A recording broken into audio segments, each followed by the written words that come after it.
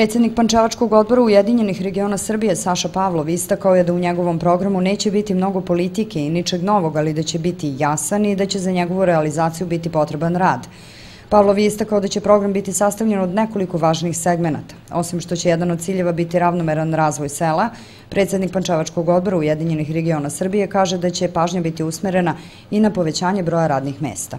Osim decentralizacije, ono što smatramo osnovnim problemom Pančeva, a koji se vezuje za društvenu bazu, a ne za društvenu nadgradnju, to je u svakom slučaju podsticaj za otvaranje novih radnih mesta i ne samo novih radnih mesta, nego proizvodnih radnih mesta, imajući u vidu vrlo zabrinjavajući podatak, a to je i činjenica da je svako 24. radno mesto u suštini proizvodno. Bez proizvodnje svi znamo da nema ekonomije i nema boljeg života.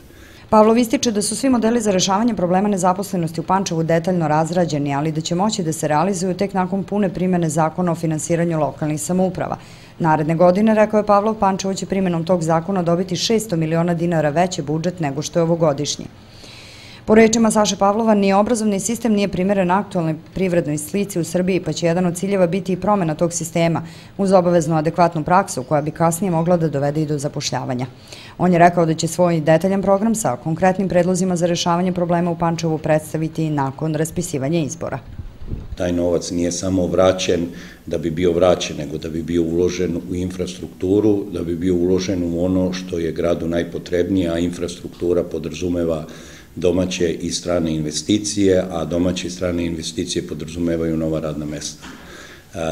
Znači, povraćaj sredstava mora da ima svoju funkciju, a ne da bude sam sebi cilj.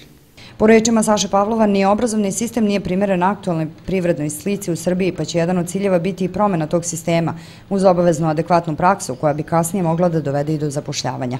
On je rekao da će svoj detaljan program sa konkretnim predlozima za rešavanje problema u Pančevu predstaviti nakon raspisivanja izbora.